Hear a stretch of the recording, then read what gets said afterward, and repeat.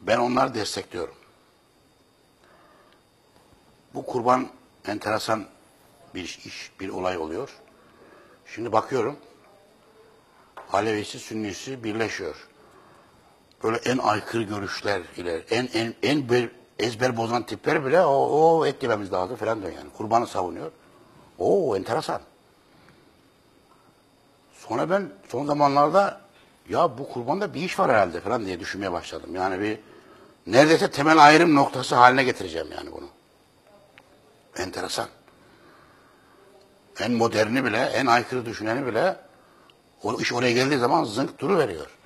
Alevisi, Sünnisi duruveriyor. Ama bu çocuklar, hayvan haklarını savunanlar, hayvanları öldürmeyin, kan akıtmayın. Tanrı kan akıtmanı istemez. Onların etleri, kanları Allah'a ulaşmaz ifadesini dini olmayan bir dile getiriyorlar. Her yeri kan gölüne çevirip İstanbul Boğazı'nda kıpkırmızı hale getirmek. Boğaz kıpkırmızı hale geliyor. Yarın belki de yine öyle olacak. Bir keresinde böyle kıpkırmızı olmuştu. Kanı boğaza dökmüşler. Ya düşünün. Elinizi vicdanınıza koyun. Allah böyle bir şey ister mi? Kan döküp fesat çıkarmak, hayvan kanı dahi olsa kötü bir şeydir. Barış dini olan İslam'a bu kan yakışıyor mu? Bu çocuklar haklıdır. Bunlar dinin ruhuna daha yakın buluyor. Hayvan severleri, kan akıtmayın, hayvan öldürmeyin diyenleri dinin ruhuna daha yakın buluyor. Bunu hiç sorgulamayan, ya böyle gelmiş, böyle gider işte. Et diyeceğim, bilmem ne falan diyen, ayetlerin her bir yerine sürekli parantez içinde falan kurban sokan insanlardan dinin ruhuna daha yakındır. Hele hele günümüzde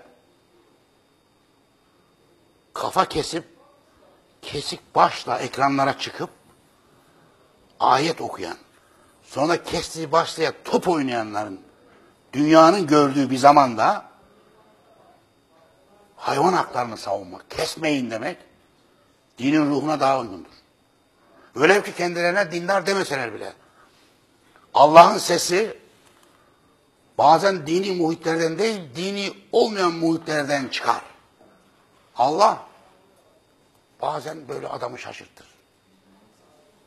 Ummayacağınız yerden geliriz diyor.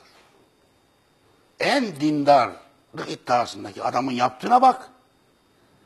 Dindarlık iddiasından çok çok uzaklarda ateist, agnostik, dinsiz, imansız denilen insanların yaptığına bak. Bunlar hayvan haklarını savunuyor.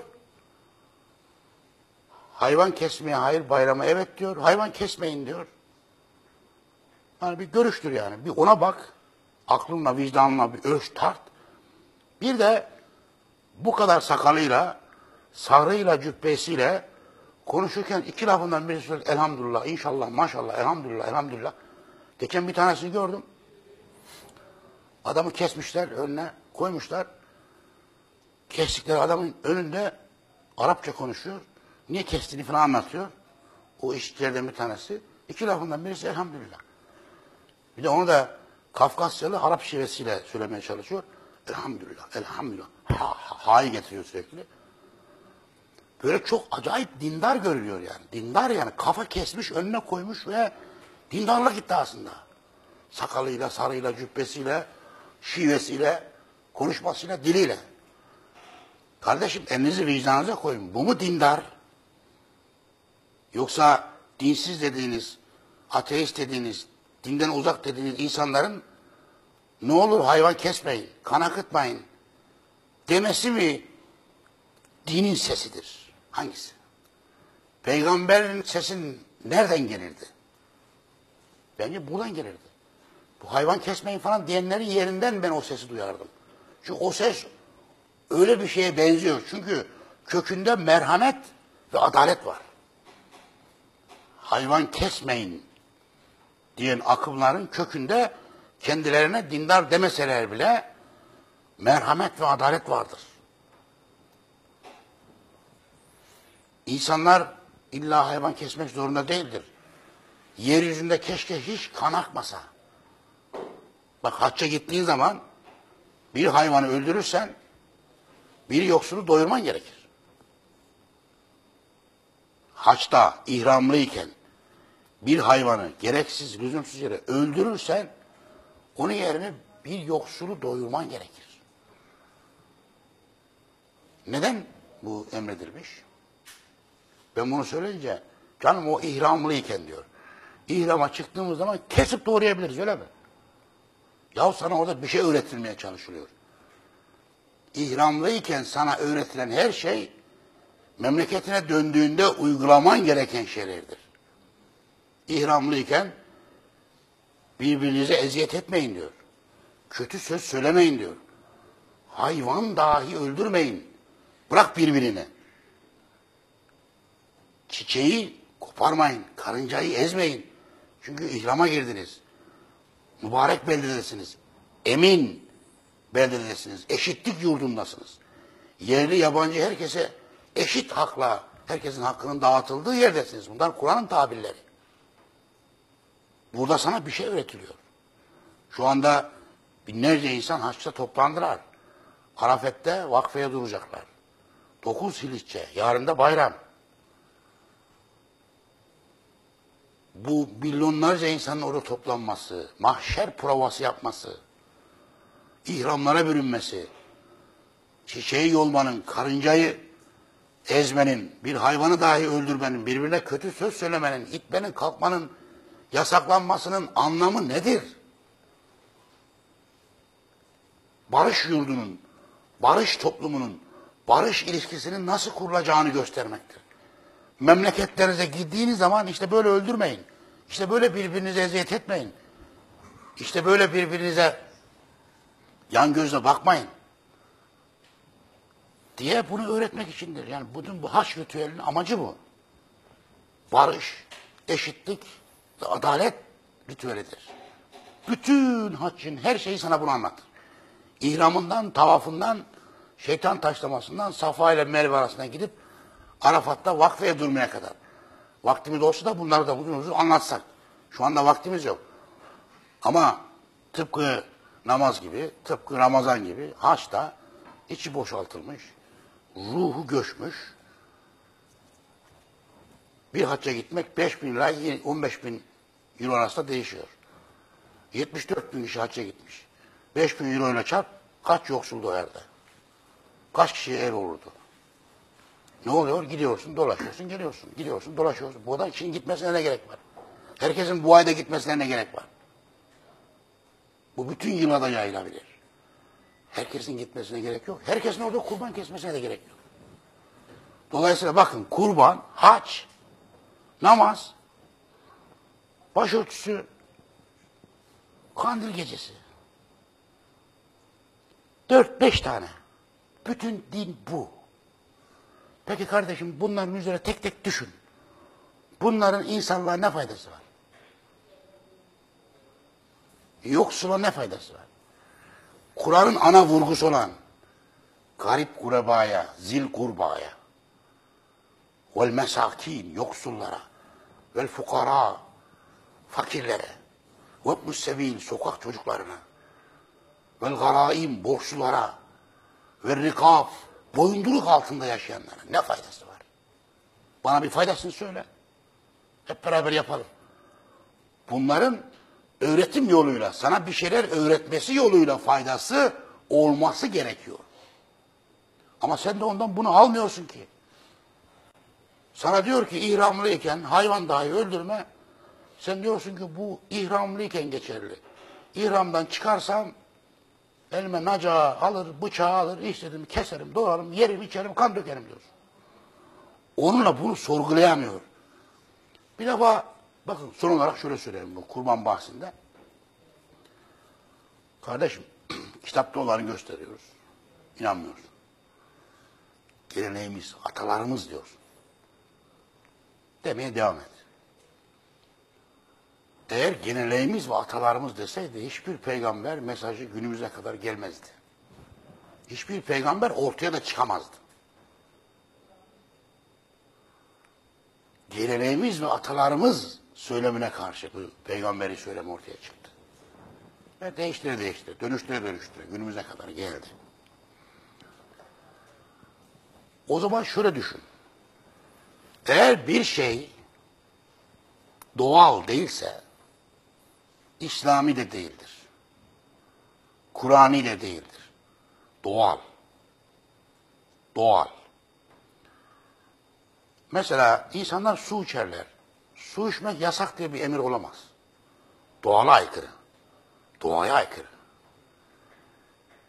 Ormana şöyle bir bakın.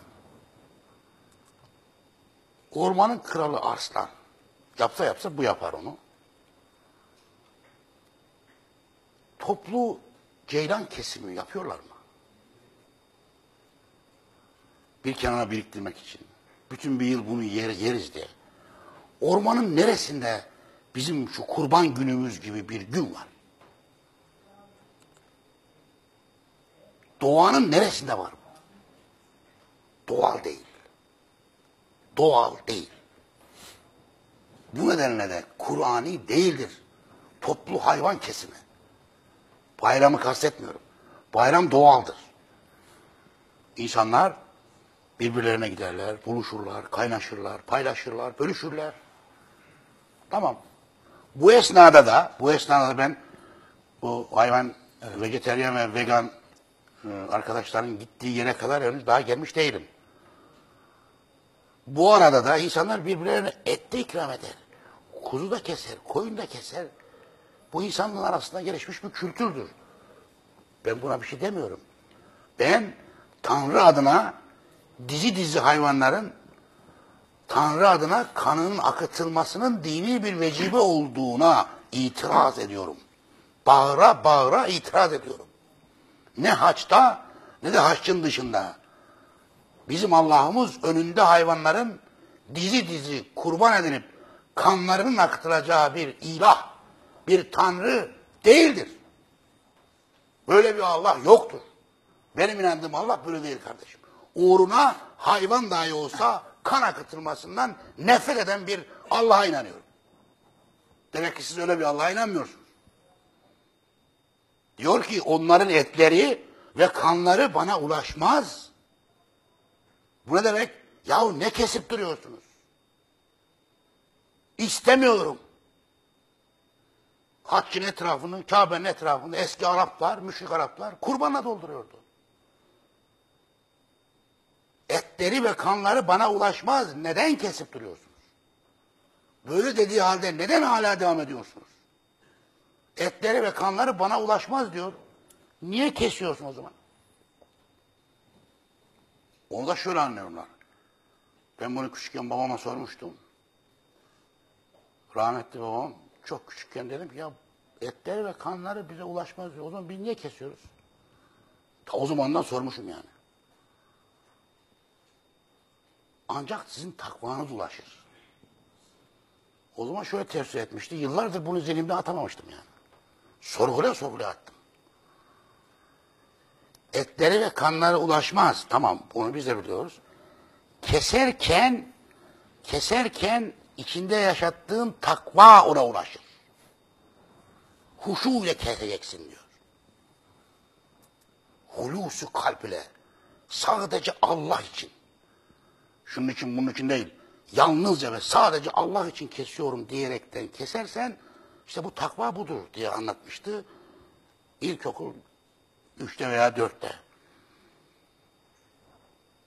Hepimizin böyle zihnine sağdan soldan gelme dini telkinler var. Ben bunlarla uğraşa ata 40 yılım geçti.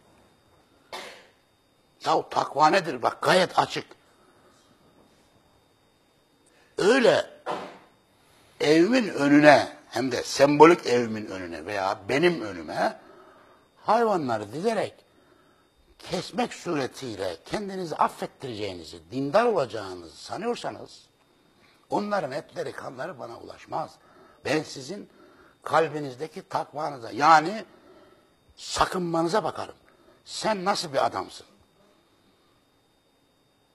Çevrene, ailene, arkadaşlarına yanında çalıştırdıklarına veya yanında çalıştıklarına, ortaklarına, doğaya, canlılara, hayvanlara, çiçeğe, börtüye, böceğe zarar vermekten